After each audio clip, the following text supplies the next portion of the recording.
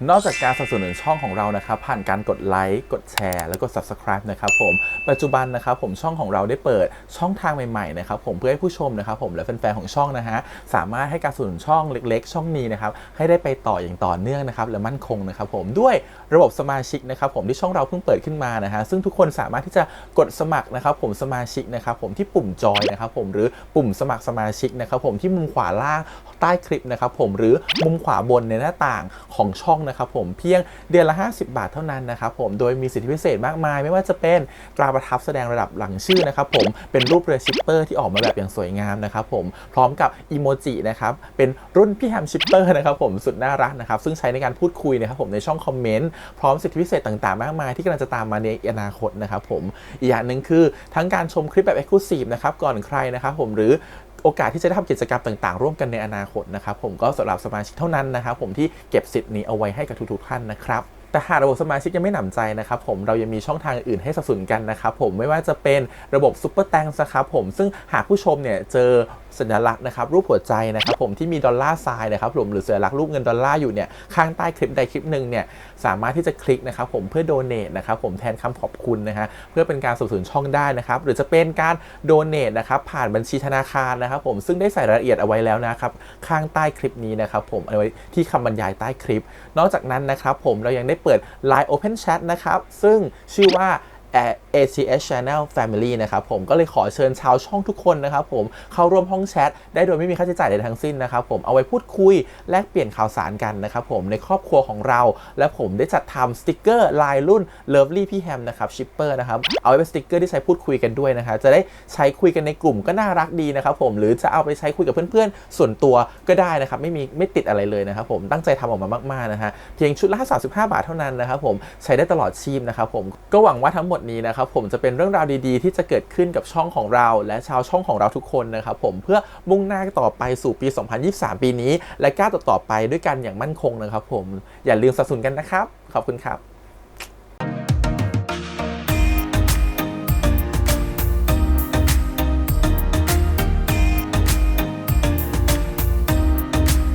สวัสดีครับยินดีต้อนรับสู่ช่อง ATS Channel นะครับกับพบกับทางการ reaction นะผมวันนี้อยู่พี่แฮมนะครับกับทางซีรีส์เรื่อง Revamp the Undead Story นะครับผม EP ที่ 6 นะเธอเหลืออีก5 ตอนสุดท้ายแล้วเรื่องราวมันผ่านไปเร็วมากนะ EP แรกตัวละครเหมือนจะรักกันละแล้วก็เหมือนกับต้องมีการผลักใส่กันไปเพราะว่าเราเดินกับคนละเส้นทางทำให้ตัวของรามินเนี่ยก็ต้องขึ้นเป็นแบบเจ้าผู้ปกครองแวมไพร์เหมือนเดิมนะต้องรอดูกันหน่อยว่า EP นี้จะเป็นยังไงเพราะว่าคิดว่าพอรามินเป็นแบบนี้เนี่ยเดี๋ยวคงต้องโดนฮันเตอร์มาไล่ล่าแน่นอนถล่มทั้งแก๊งนะฮะเดี๋ยวรอดูซิว่าจะเกิดอะไรขึ้นต่อไปนะฮะที่แน่ขอบอกไว้ก่อนว่าอาทิตย์หน้ามาช้าแน่ๆนะครับเพราะพี่แฮมเดินทางต่างประเทศจะกลับมาช่วงวันอาทิตย์ช่วงบ่ายๆเพราะฉะนั้นกว่าจะเริ่มอัด react ได้เนี่ยคงจะได้ดูกันวันจันทร์เช้านะครับผมก็ขอโทษด้วยละกันนะฝากติดตามด้วยละกันนะถ้ามาช้าไปนิดนึงโอเคงั้นเดี๋ยวไปตามต่อกันดีกว่ากับ The Revamp the Undead Story นะครับผมต้องขอบคุณก่อนทาง GMTV ที่อนุญาตทำ reaction ได้นะครับไปดูกันครับผมกับ EP ที่ 6 ครับไปเลยแต่คุณเป็นแวมไพร์ไงคุณเป็นอมตะคุณจะไปเข้าใจอะไรอ่ะคุณกลับไปเถอะคุณรามินกลับไปทำหน้าที่คุณแล้วเราไม่ต้องมาเจอกันอีกระหว่างมนุษย์กับแวมไพร์เป็นไปไม่ได้หรอกฉันพร้อมแล้วครับนายท่านเขาจะโดนบุกงานนี้ไหมเนี่ยไอ้พวกฮันเตอร์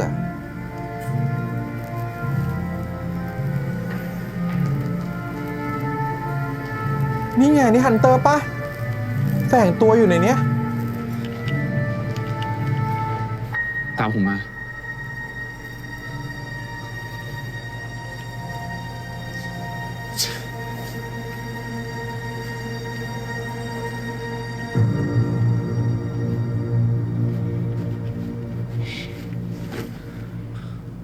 นายพาฉันไปไหนคุณกำลังตกอยู่ในอันตรายผมจะพาคุณออกจากที่นี่ผมขอร้องนะคุณรามินตามผมมาเถอะที่นี่มันคือถิ่นของฉันไม่ไปไหนทั้งนั้นอ่ะ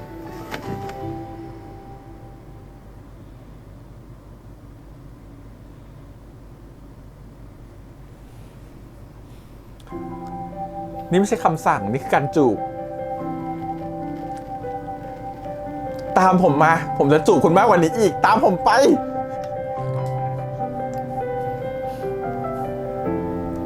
อย่างเงี้ยคุณจะยอมไปกับผมดีๆแล้วหรือยัง ถ้าได้มากกว่านี้ก็ ถ้านายสัญญาว่าจะยอมให้ฉันจูบอีกครั้งหนึ่ง ฉันก็ไป ฉันจะยอม เห็นไหม ผมสัญญา ผมจะให้มากกว่าจูบอีก บอกฉันว่าจะปันว่าเกิดอะไรขึ้น คืนนี้พวกเราฮันเตอร์ วางแผนจะสังหารคุณในงานสถาปนา คุณไม่ปลอดภัย ผมจะปล่อยให้คุณตายไม่ได้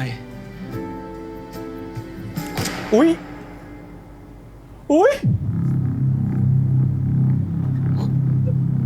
คุณรามิน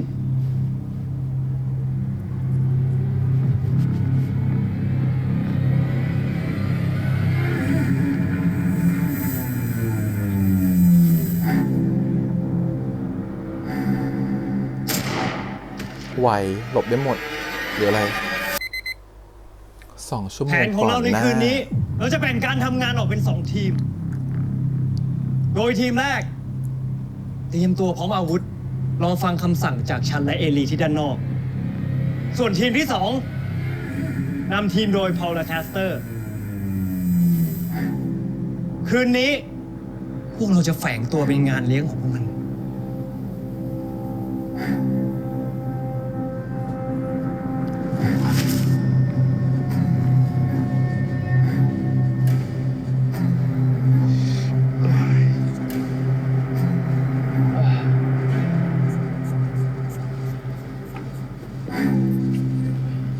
ไอ้ตัดมึงฉีดเฮียอะไรเนี่ยเหม็นชิบหายเลย กลิ่นแวมไพร์เหรอ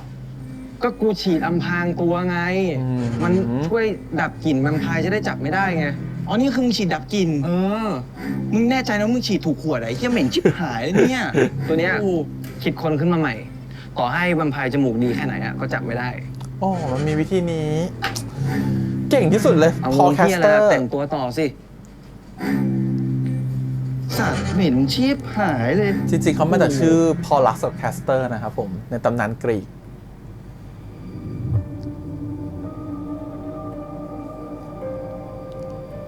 เป็น2 พี่น้องฝาแฝดที่รักกันมาก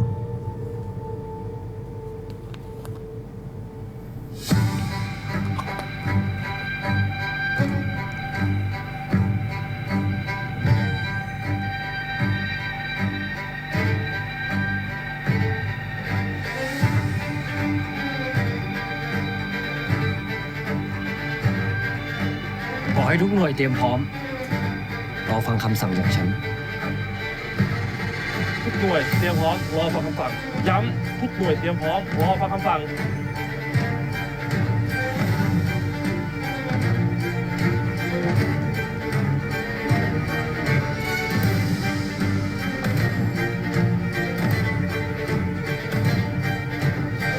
ตามผมมา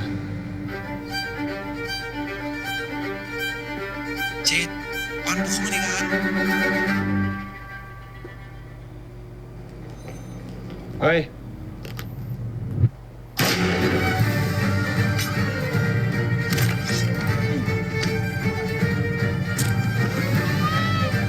เฮ้ย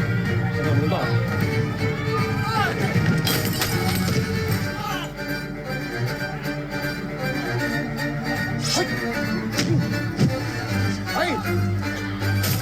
ว้าย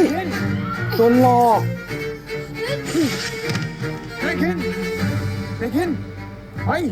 ไม่โดนหลอก แต่เมคินจะช่วยทุกคนไงช่วยมนุษย์ด้วย ฉันใช้พลังไปเยอะแล้วอะค่อยลุก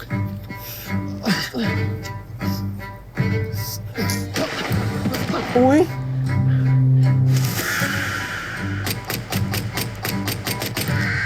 ข้าวก่อนมึงทำกูไว้แสบมากเลยนะ ที่มึงไปป่วนบาร์กูอะมึงรู้ไหมว่ากูต้องเสียค่าใช้จ่ายไปเท่าไหร่ เศรษฐกิจไม่มีชิบหายอยู่ไอ้เว้นเฮ้ยเฮ้ย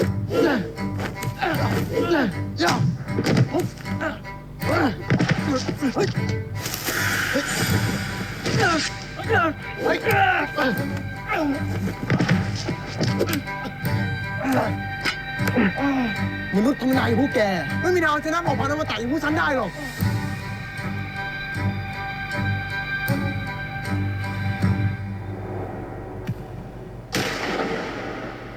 ไม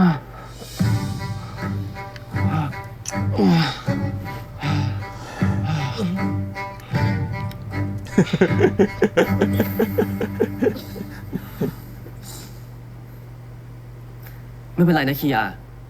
นายพักกับเมคินไปก่อน ที่เหลือฉันจัดการเอง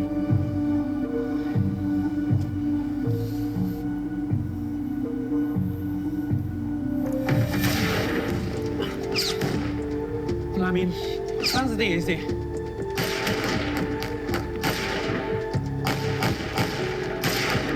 รามินฝืนตัวเองหน่อยปัน ว้าย ปัน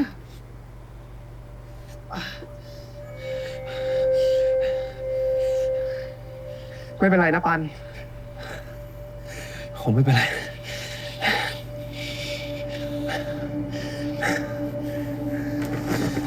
โกรธแล้วป้าดีเดือดแล้วฉันว่าฆ่าหมดแน่ ถ้านายอนุญาตให้ฉัน ใช้พลังกับพวกเขาได้ ผมอนุญาต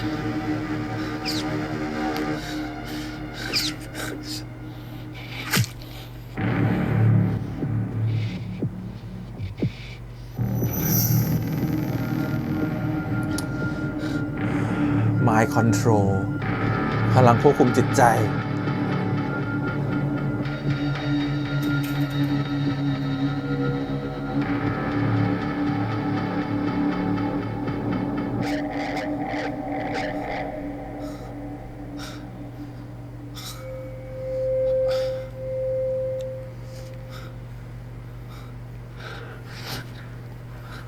ปัน ฉันแค่สั่งให้พวกเขาทิ้งอาวุธ แล้วกลับบ้านไปซะ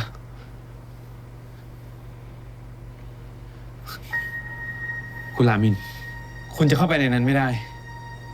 ฉันจะไม่ทิ้งพวกเขาเด็ดขาด ยังไงเจดก็ไม่มีทางหยุด จนกว่าเขาจะฆ่าคุณได้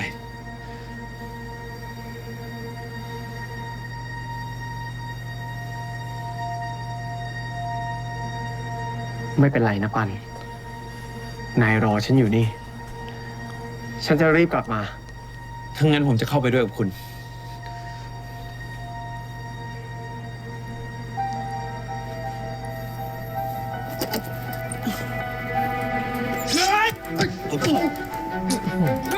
ทั้งหล่อทั้งเก่ง เมคิเอ้ยเก่งจริงเก่งจริง โอ้โห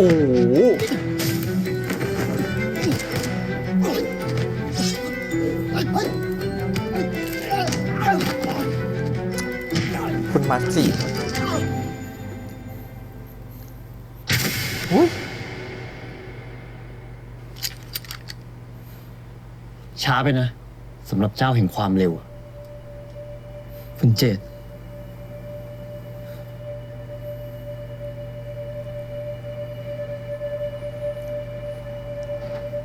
ทำไมต้อนรับแขกด้วยสีหน้าแบบนั้นล่ะ นี่คุณยังไม่พอใจเรื่องภาพวาดอีกเหรอ ไม่ต้องอ้อมค้อมเหมือนตอนนั้นหรอกครับ บอกผมมาเลยดีกว่าว่าคุณต้องการอะไร กูไม่ได้อยากคุยกับมึง งั้นมาคุยกับฉันแทนแล้วกัน เราไม่เคยมีเรื่องบาดหมางกันมาก่อน ทำไมถึงต้องมาสังหารพวกของฉันมากมายขนาดนี้ด้วย มึงอย่าทำตัวเป็นพระเอกเหมือนมือไม่เคยเปื้อนเลือดได้หรอวะแต่ไหนแต่ไรเผ่าพันธุ์แวมไพร์ก็ล่ามนุษย์ กินเลือดเป็นอาหารอยู่แล้ว เผ่าพันธุ์ที่เบียดเบียน สังหารผู้อื่น ต้องถูกกำจัดให้หมดไป แล้วมันต่างอะไรกับการที่มนุษย์ล่าสัตว์เป็นอาหารล่ะหุบปากของมึงไอ้พ่อบ้าน กูไม่ได้คุยกับมึง นายคงมีความแค้นส่วนตัวกับฉัน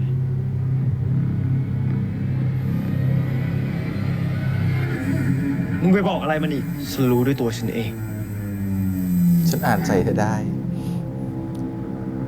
ปันไม่เคยคิดจะทรยศพวกนาย ถ้ามันไม่ทรยศกู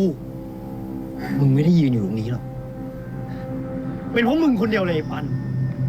เพราะมึงไม่ฆ่าไอ้รามินกูก็ต้องฆ่ามัน เฮ้ย เอง ปัน มึงยังจะช่วยมันอีก กูไม่แน่ใจ มึงไม่แน่ใจอะไร ว่าคนที่เราเห็นคืนนั้นคือเขา ก็เรื่องเวลา คุณรามินเขาถูกขังในผ้าว่านเป็น100 ปีแล้ว อืม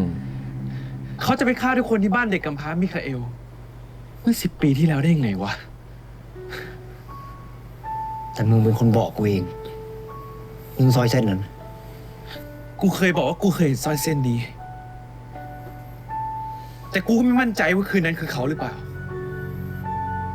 และตัวกูเองก็ไม่มั่นใจ ว่าเรื่องราวทั้งหมดมันเกิดอะไรขึ้นบ้าง รวมถึงพวกมึงเองด้วยไม่ใช่เหรอ ก็เพราะพวกเราเป็นเด็ก บางทีความทรงจำพวกนั้นตอนเด็กอะมันอาจจะผิดพลาดก็ได้เจดใช่ไหม ใช่ไหมเอลี่ หยุดถ่วงเวลาได้แล้ว ถึงมึงจะเข้าใจผิดอะแต่กูสร้างกลุ่มฮันเตอร์ขึ้นมาเพื่อล่าพวกมัน ถ้ามึงยังไม่ถอยไปอ่ะ กูก็จะฆ่ามึงไปพร้อมกับพวกมัน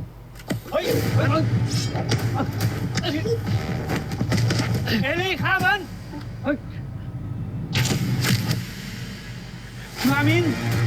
นายท่าน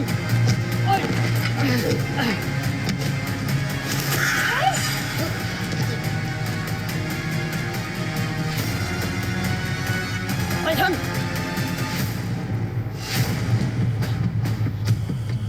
ผมได้ยินเสียงหลายคนกำลังมาทางนี้ นายท่านใช้พลังรักษาตัวเองไหวไหมครับ ถ้างั้นคุณปันช่วยพานายท่านหนีไปได้ไหมครับ ตรงนี้ไม่ปลอดภัย แล้วนายละเมทัศน์ ไม่ต้องเป็นห่วงผม ผมจะถ่วงเวลาไว้ให้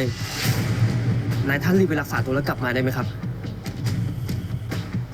นายหมายถึงให้ฉันเข้าไป ใช่ครับ ฝากด้วยนะครับคุณปัน รักษาตัวในไหน ในไหน ในไหน มีอะไรบอกพลังชีวิตอะไรอย่างนี้เหรอ คุณรามิน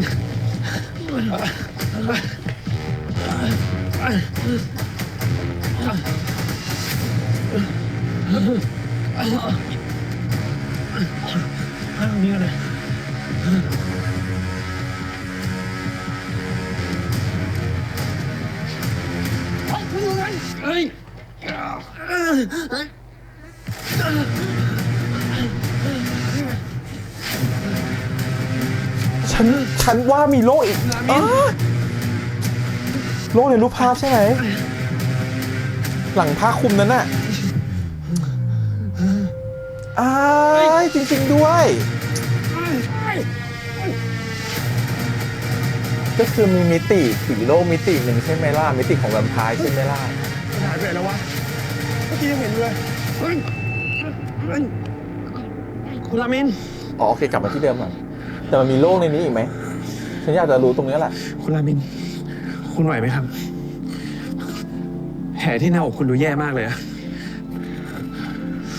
ถ้าฉันไม่ไหวนายจะอุ้มฉันไหมล่ะ อย่าทำเป็นเล่นสิครับคุณรามิน ผมยังไม่รู้ว่าต้องพาคุณไปไหนต่อเนี่ยออกมาจากตรงนี้ ในป่าจะมีที่พักอยู่ เราจะไปพักกันที่นั่น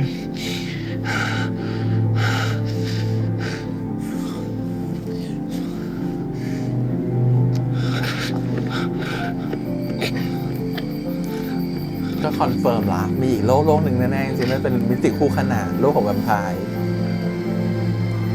พอดูชุดมันดูเก่าเกิน รามิน รามิน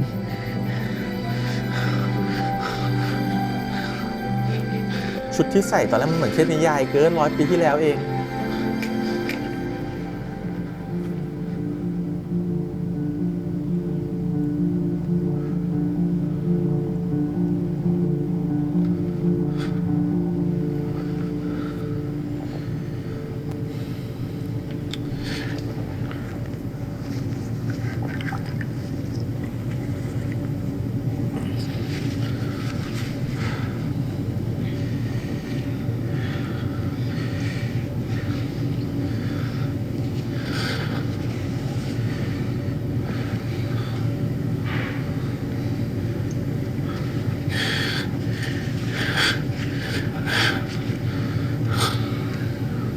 คุณดูเหมือนจะเป็นไข้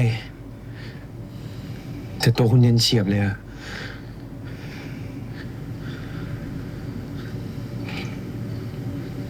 ฉันกำลังจะตายแล้วมั้ง ไม่สิ ฉันตายอยู่แล้วนี่นะอย่าล้อเล่นสิครับ คนกำลังเป็นห่วงอะฉันดีใจนะ ที่นายเป็นห่วงฉันนะแต่ผมไม่ชอบ ที่คุณเป็นอันตราย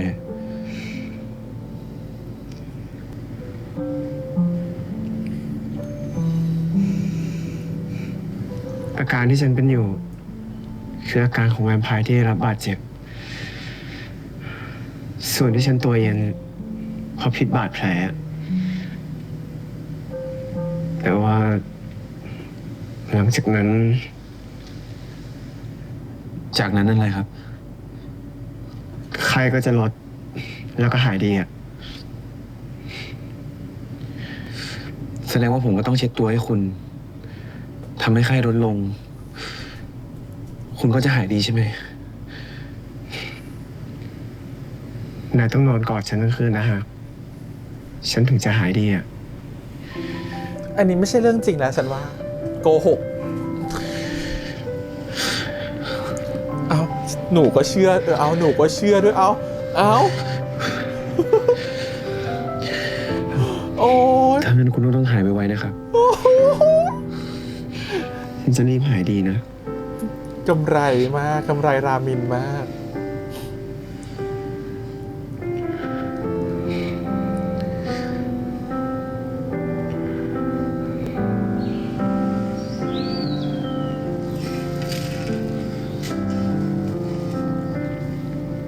โอ้ยมันหนักกว่าเดิมอีกอะ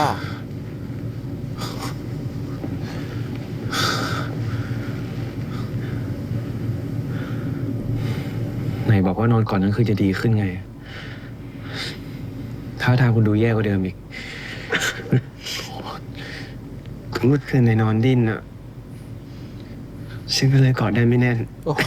โกหกเลยยังไงเนี่ย รามินเธอต้องทำยังไงถึงจะหาย มาให้ฉันกอดใหม่มา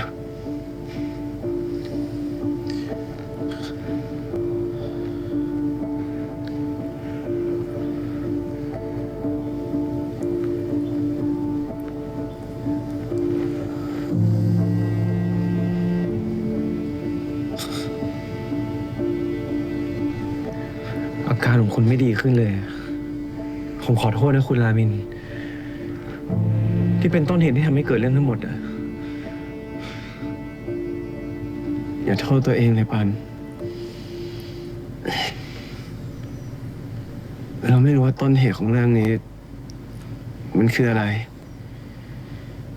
แต่ไม่ว่ามันจะคืออะไร เราจะช่วยกันแก้ไขไปด้วยกันนะปัน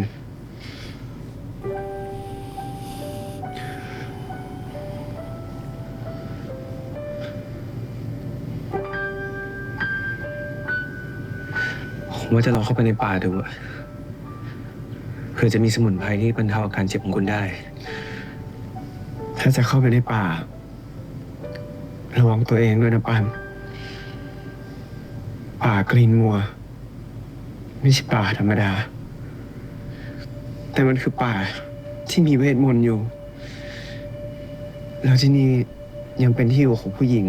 ที่สาปฉันไว้ในภาพวาด เจ้ามารดาแห่งปีศาจลิลิธ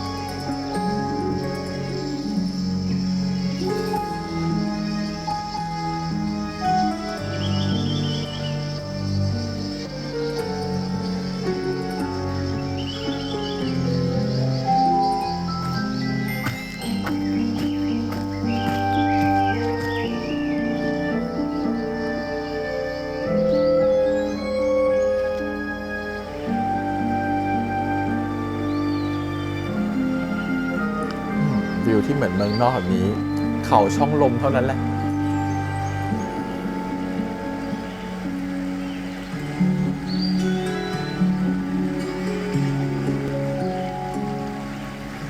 เป็นแบบวิวเหมือนแบบอยู่เมืองนอกเลยเนาะเหมือนอยู่อังกฤษอะไรเงี้ยเหมือนอยู่ป่าในยุโรปเขาช่องลมนะฮะแต่ต้องไปช่วงหน้าฝนนะถึงจะเห็นสีแบบนี้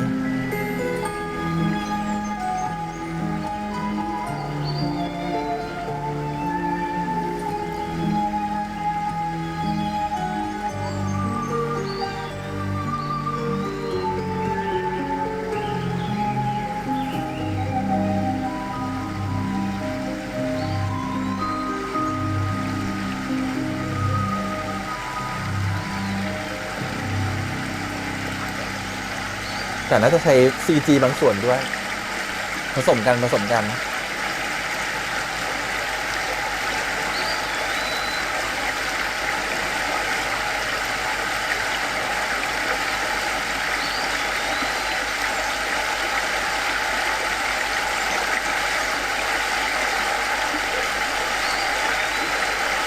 จ้าไม่ควรยุ่งกับของคนอื่นโดยไม่ได้รับอนุญาต ว้ายเจอลิลิก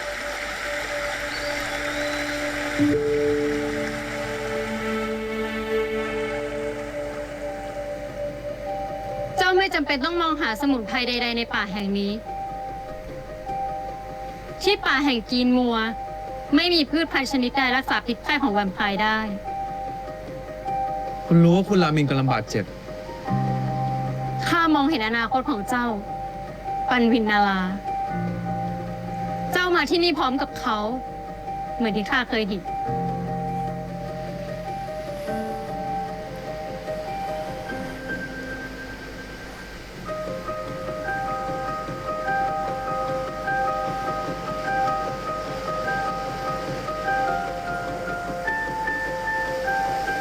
แล้วคุณสามารถรักษาคุณรามินได้ไหมครับ ไม่ใช่ข้า แต่เป็นผู้ปลดผนึกคำสาปอย่างเจ้า ปันวินนาลาข้าเป็นเพียงผู้หมุนกงล้อแห่งโชคชะตาของเจ้ากับเขาแค่เพียงเท่านั้น ด้วยโลหิตของผู้ปลดผนึกและด้วยนามของเขาคำสาปจองจำจะมาลายสิ้น ผู้ที่ปลดคำสาปจะเป็นผู้ที่เขารักไปชั่วนิรันดร์ อืม เจ้ารู้ไหมทำไมข้าถึงบอกวิธีปลดคำสาปให้รามิวไปแบบนี้ เพราะเขาไม่เคยมีคนรัก เขาไม่เคยรักใคร ตอนที่ข้าสาปข้ารู้ว่าคำสาปนี้ เขาไม่มีวันแก้ไขได้ แต่เจ้าก็ดันมาให้ข้าเห็นเสียก่อน ข้าก็เลย ลองใช้ตัวเองเป็นเดิมพันกับเขา แล้วก็เจ้าดู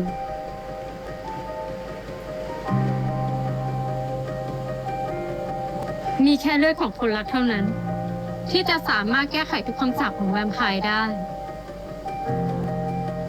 เช่นนั้น ก็อาจจะรักษาอาการบาดเจ็บของเขาได้ ว้าย เจ้าอยากลองพิสูจน์ดูไหมล่ะ งูจริงเลยอ่ะโหแบบพลอยทีเล่นเก่งมา ถ้าก มันจะช่วยคุณรามินได้ ผมจะลอง เอาน้องงูจริงมาเล่นเลยอ่ะ ข้าขอเตือนไว้อย่างแวมไพร์ที่กำลังบาดเจ็บ อาจจะควบคุมตัวเองไม่ได้ ถ้าเจ้าอยากพิสูจน์ความรักที่พวกเจ้ามีให้กัน เจ้าอาจจะต้องเหนื่อย เอาตัวรอดจากสัญชาตญาณของเขาสักหน่อย ขอบคุณครับ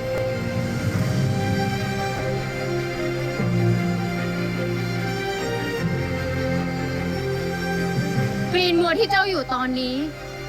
เป็นเพียงสถานที่จำลองบนพื้นหลังภาพที่ข้าสาปรามีไว้เพียงเท่านั้น ทุกสรรพสิ่งที่นี่ไม่มีที่สิ้นสุด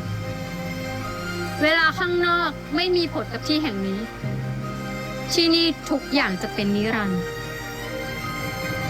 ข้ามองเห็นอนาคตเจ้า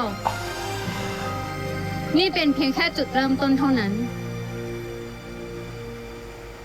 แต่ไม่ต้องห่วง ยังไงพวกเจ้าก็ผ่านบททดสอบนี้ไปได้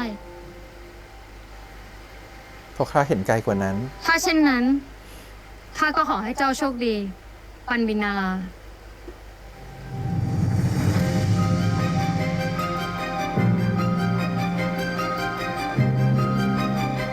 พลอยเก่งมากเลย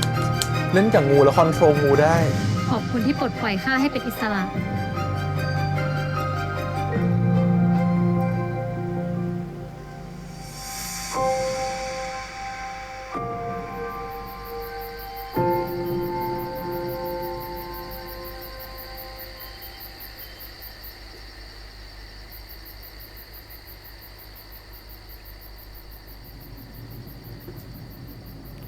เพราะตอนแรก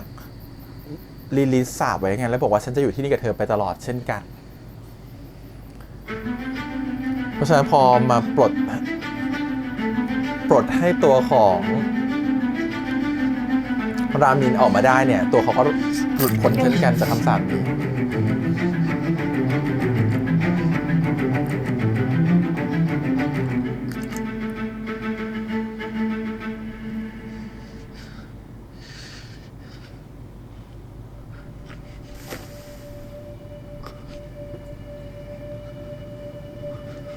ไป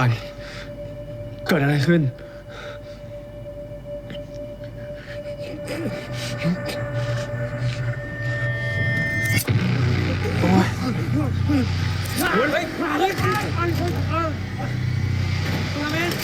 คุณละเมนคุณละเมนเปิดประตูให้ผมคุณละเมนเปิดประตูให้ผมเข้าไปข้างใน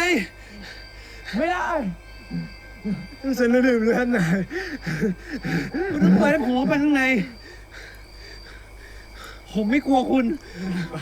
ไม่ได้ไม่ได้ไม่ได้ นึกว่าไมค์โกลเด้นบลัด ถ้านายใครฉัน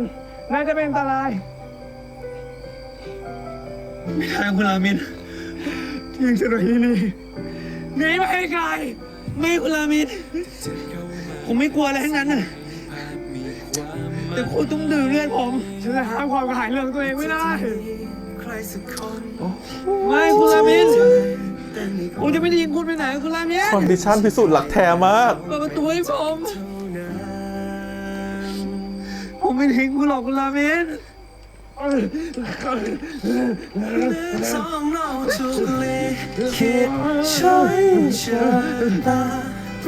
คนลิขิตก็คือลิลิตนั่นแหละฮะ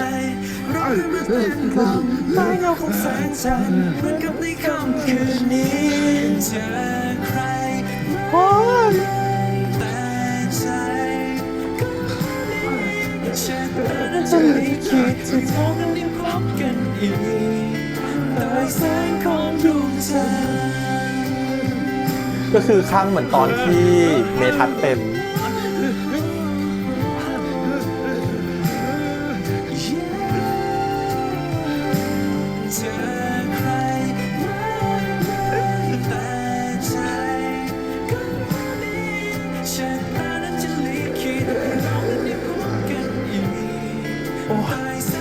EP ที่แล้วไล่ออกจากบ้าน EP นี้เธอจะมา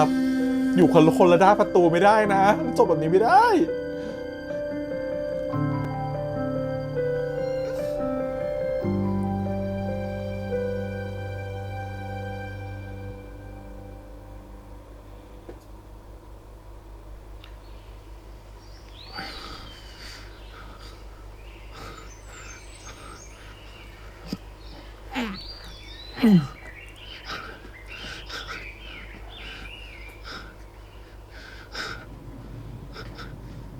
เอาไปไหนแล้ววะ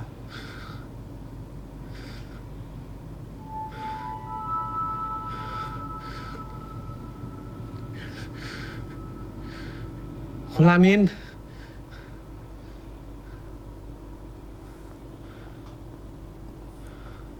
เฮ้ย เร็วมาก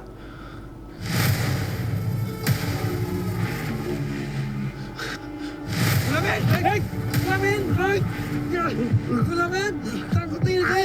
พี่ผมเองคุณรามินเฮ้ย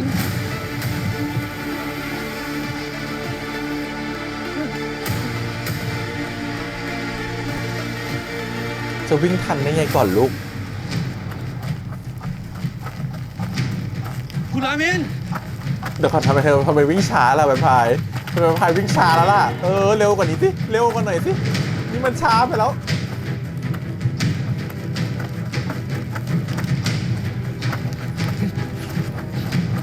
โอ้ยมันไม่มีทางจะวิ่งหนีกันได้เลยในความเป็นจริงอ่ะคือนี่ช้าเกินช้ามาก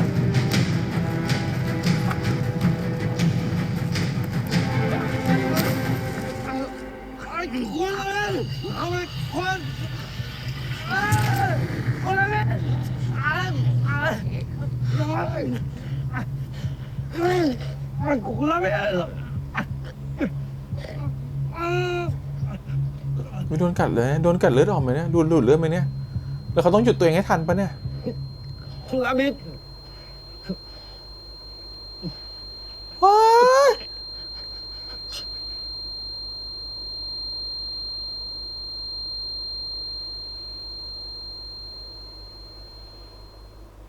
ไม่ว่าอะไรจะเกิดขึ้น ฉันจะปกป้องนายเอง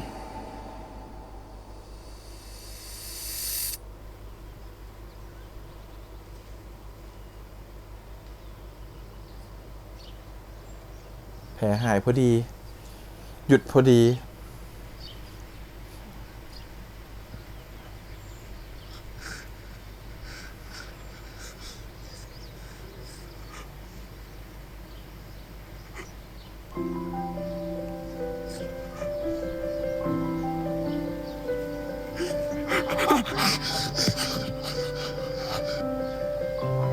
คุณรามิน คุณอย่าทำแบบนั้น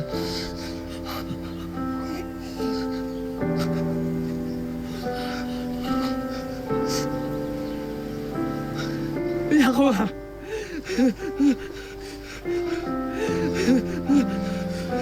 คุณรามิน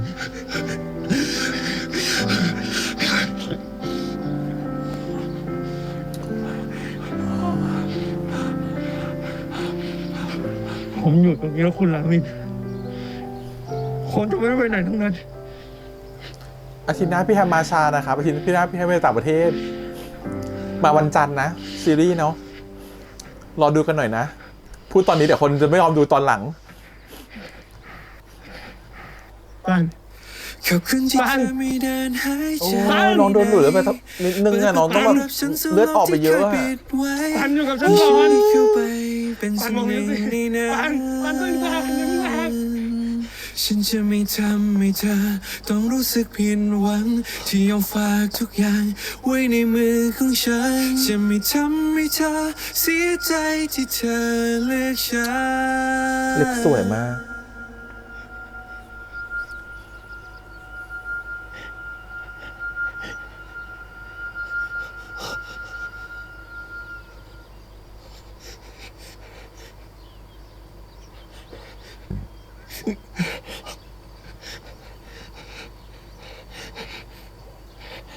ฉันรักนายนะปัน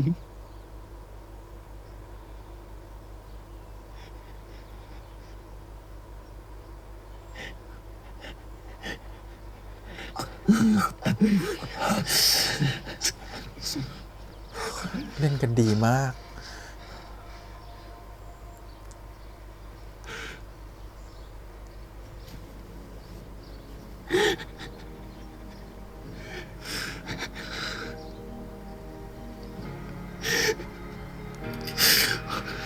ผมรักคุณรามิน เพราะต่อให้เข็มของนาฬิกาจะหมุนเวียนสักแค่ เพลงใหม่ ฉันขอสัญญาจะรักเธอตลอดไปเธอจะยังมีฉันแม้ค่ำคืนจะอ้างว้างเธอจะยังมีฉันอยู่ตรงนี้คอยเคียง เล่นดีอ่ะ ดังทุกคืนและแสงจันทร์และขอบฟ้าขอฉันขอสัญญารักของเราจะไม่มีวันจะหายฉันฉันเราจะยังมีกันในทุกวันชั่วนิรันดร์ตลอดกาล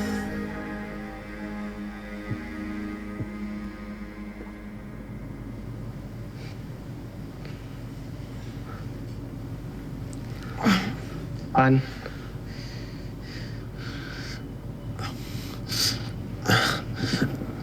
โอ้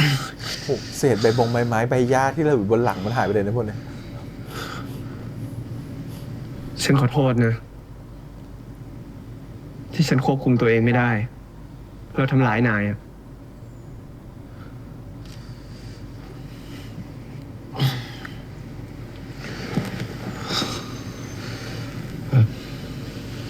ไม่เป็นไรครับ ค คุณไม่ต้องรู้สึกผิดหรอก แค่คุณหายดีอ่ะ ผมก็ดีใจละ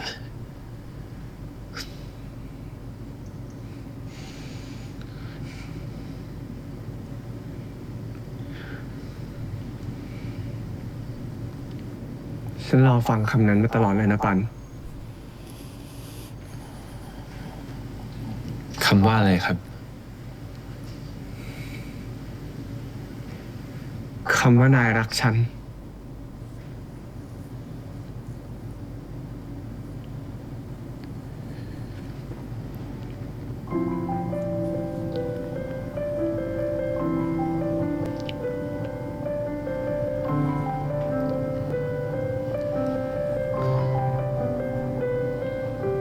ผมรักคุณ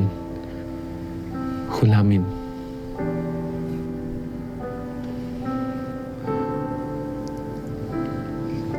เราไปจากที่นี่กันนะครับ ผมไม่อยากหนีปัญหาอีกแล้วอ่ะ ผมอยากกลับไปเผชิญหน้ากับปัญหา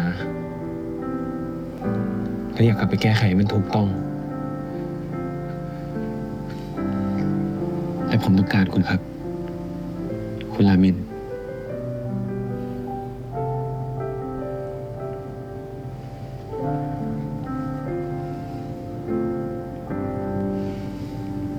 ไปสิ ฉันจะไปทุกที่ที่มีนาย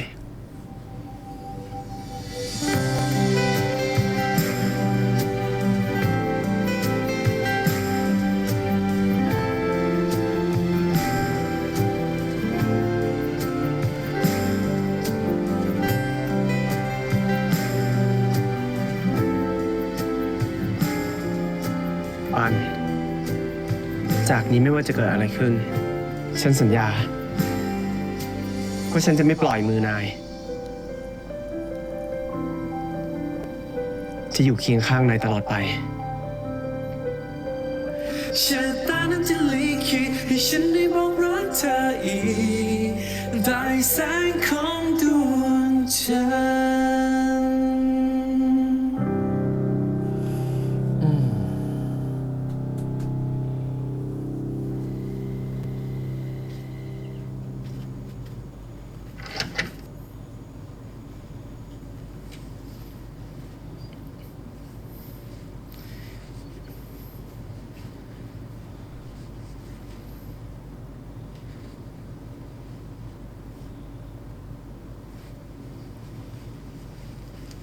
พี่ปาน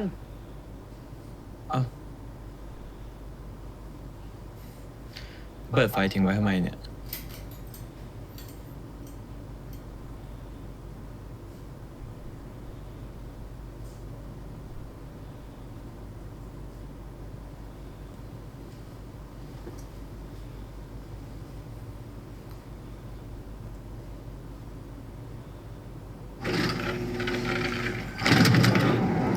โอ้ยน้องสนได้เรื่องมาก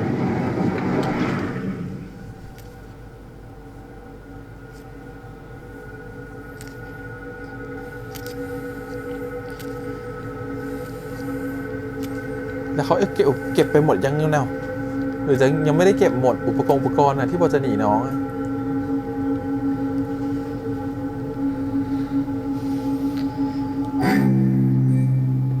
โอ้ยยังอยู่ครบเลย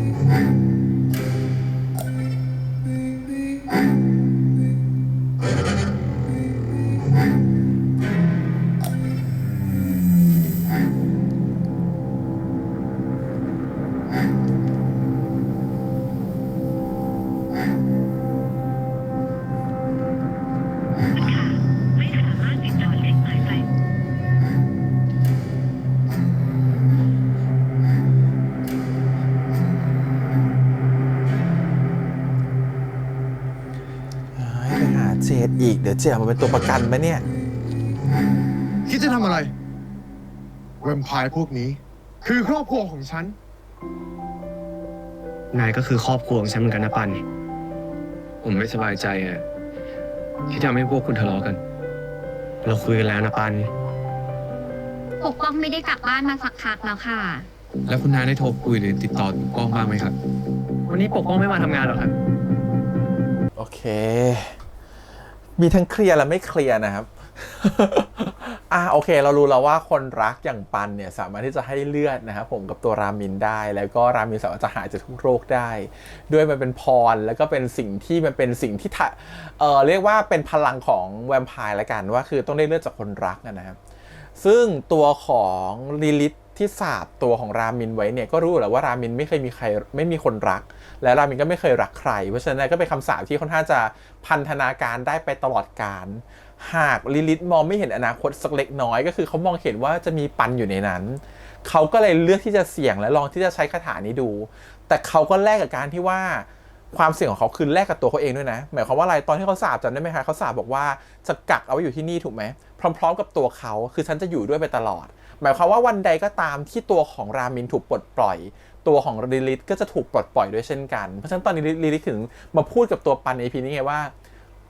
โอเคขอบคุณนะที่เข้ามาจริงๆคือฉันน่ะเสี่ยงว่าเธอจะมาจริงๆแต่ฉันก็ไม่รู้ว่าเธอจะมาหรือเปล่าแต่ในเมื่อเธอมาแล้วอ่ะแล้วเธอเป็นรั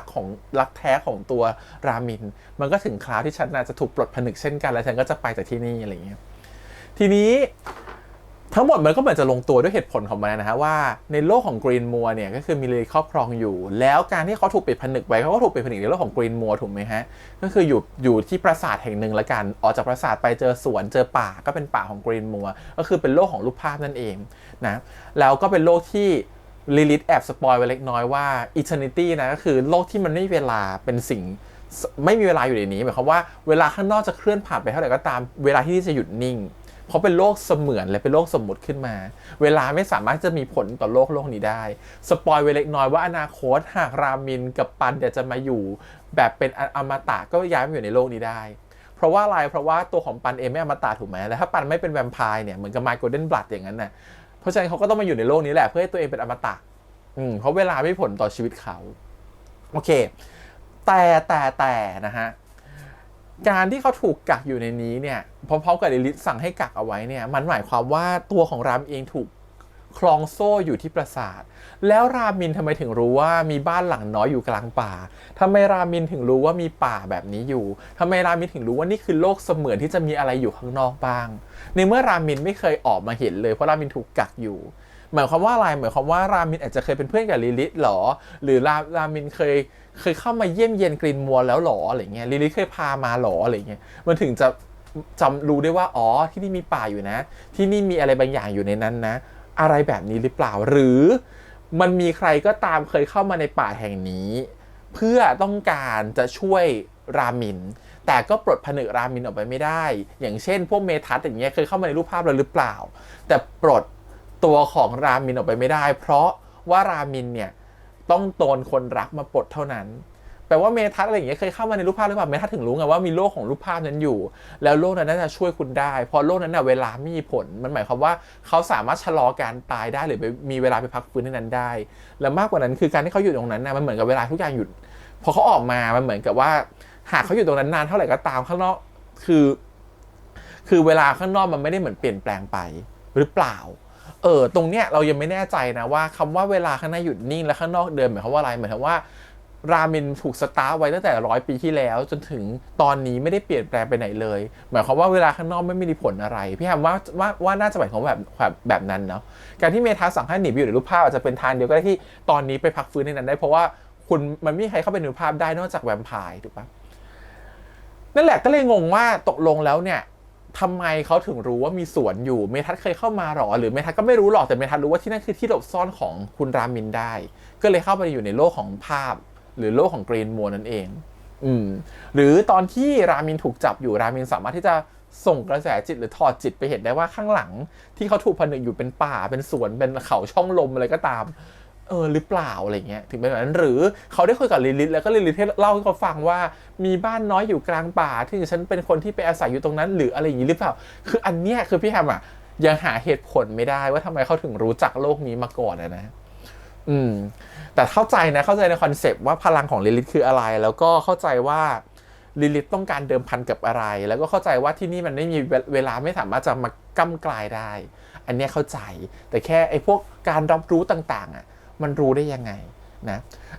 ส่วนอีกเพิ่มเติมก็คือพอเป็นแบบนี้เนี่ยมันหมายความว่าลิลิตรู้อยู่แล้วว่ารามินจะไม่มีรักแท้ถูกปะหรือไม่เจอความรักแต่ลิลิตมองเห็นเด็กคนหนึ่งที่จะกลายเป็นความรักได้ซึ่งเด็กคนนั้นเข้ามาแล้วกลายเป็นความรักของรามินได้เนี่ยโดยที่ไม่รู้จักรามินมาก่อนเลยได้อย่างไรซึ่งมันหมายความว่าอะไรแสดงว่าลิลิตอาจจะเห็นอนาคตที่ไกลกว่านั้นเขาถึงรู้ว่าการบททดสอบครั้งเนี้ยเธอจะผ่านมันไปได้หมายความว่าการที่เธอให้เลือดกับตัวของรามินและรามินคลั่งเธอมากแล้วอยากจะดูดเลือดเธอแม้มันจะถึงวันมันเหมือนกับจะเกือบตายแต่ปันวินนาลาและรามินจะผ่านบททดสอบนี้ไปได้บททดสอบความรักจะเกิดขึ้นกับเธอและเธอจะผ่านไปได้ซึ่งก็ผ่านจริงๆใน EP นี้นะหมายความว่าตัวของลิลิตอาจจะเห็นไปไกลกว่านั้นขึ้นไปอีกพี่แฮมก็เลยคิดว่าถึงที่แฮมเคยคิดคือทฤษฎีที่อาจจะใช่ก็ได้นะหมายความว่าเมื่อรามินไม่รู้หรอกนะว่าตัวเองจะมีความรักหรือเปล่าอะไรเงี้ยแต่รามินตอนเนี้ยมันเหมือนเป็นมันเป็นการวนลูปครับรามินที่อยู่ในอนาคตรู้อยู่แล้วว่าฉันรักคนนี้ฉันเลยพยายามจะส่งกระแสจิตกลับมาเพื่อให้ปันในอดีตรับรู้ว่าเธอคือรักแท้ของฉันเพื่อให้ทุกอย่างวนครบลูปครับจริงๆการเล่าเรื่องแบบนี้มันจะมีความคล้ายกับเรื่ององศาสูตรนิดนึงมันเป็นเรื่องของลูปเวลาประมาณหนึ่งที่เป็นลูปชนลูปและขึ้นลูปใหม่นะฮะ